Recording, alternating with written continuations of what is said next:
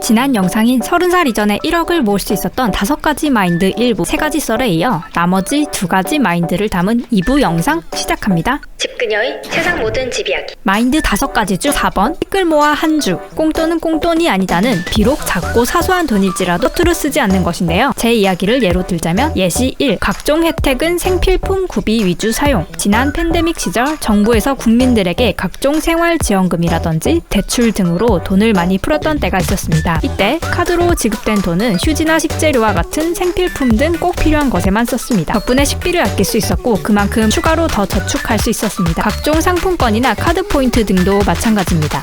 꽁돈으로 생긴 현금은 배당주의 파킹, 현금으로 지급받았던 돈은 적은 돈일지라도 차곡차곡 모아 비교적 안정적인 국내의 한 고배당 주식을 그동안 모아왔던 시드머니와 함께 꾸준히 매수했습니다. 배당주는 분기별로 배당받아 파이프라인을 형성하기에 좋은데요. 꽁돈으로 모인 현금들을 모아 배당금 지급 시기에 일정액의 배당금을 받은 후 받은 배당금은 추가 매수, 주가 상승 시기에는 매수한 주식 한 주만 남겨두고 나머지는 다 익절했습니다.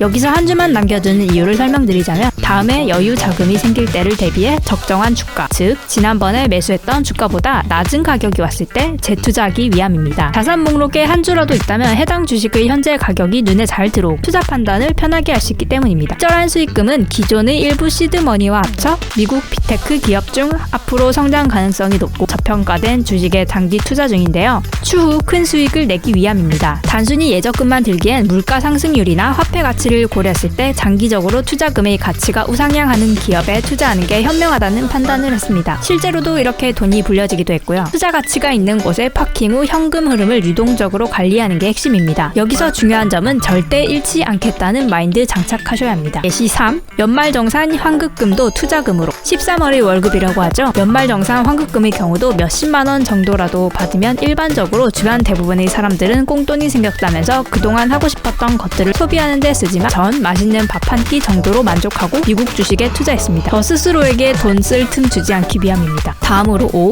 시간은 날 기다려주지 않는다. 이 정도 시간 소비는 괜찮겠지? 이 정도는 쉬어도 되지? 라는 생각을 하는 순간 정말 시간이 훌쩍 지나갑니다. 특히 시간을 효율적으로 쓰지 못하는 평범한 사람일수록 말이죠. 한 해가 지날 때마다 느끼는 것이 언제 이렇게 시간이 흘렀나 할 때 있으시죠? 아무리 알찬 한 해를 보냈다고 하더라도 12월 31일이 될 때마다 한 해 동안 어떤 것을 좀 더 해볼 걸과 같은 후회는 늘 합니다. 특히 생산적인 것들을 좀 더 못했을 경우 느끼는 감정인데 대체로 이런 후회들은 조급함에서 오는 것들일 겁니다. 조급함이라는 단어는 되게 부정적으로 느껴지기도 하지만 제게 있어서는 긍정적 신호로 바라봅니다. 돈을 모으고 투자하고 불리는 것에 있어 시간이라는 속성은 매우 중요한데요. 한 살이라도 어릴 때 씨드를 모아서 투자에 눈을 떴다면 지금쯤이면 더 큰 자산을 쌓지 않았을까 하는 생각과 아쉬움이 늘 있더라고요. 저의 경우 시간을 최대한 쪼개서 자투리 시간을 활용하는 방법을 택했습니다. 출퇴근 시간에는 투자하는 종목의 주식 뉴스 시청과 시황 상세를 살펴보고 경제 관련 책을 읽거나 푼돈이라도 벌려고 앱테크 등을 하다 보면 뿌듯함도 느끼고 하고자 하는 일들에 탄력이 붙게 됩니다. 때 적은 시간일지라도 효율적으로 쓰다 보면 언제 쉬고 사람은 언제 만나냐라는 생각이 드실 수도 있는데요. 사람들을 만나거나 취미생활을 하는 것을 포기하라는 것이 아닙니다. 나에게 중심을 두자라는 뜻입니다. 이런 마인드가 없다면 내 스스로를 지키지 못하게 되고 그렇게 되면 남에게도 피해를 주게 됩니다. 참고로 최근 트위터에서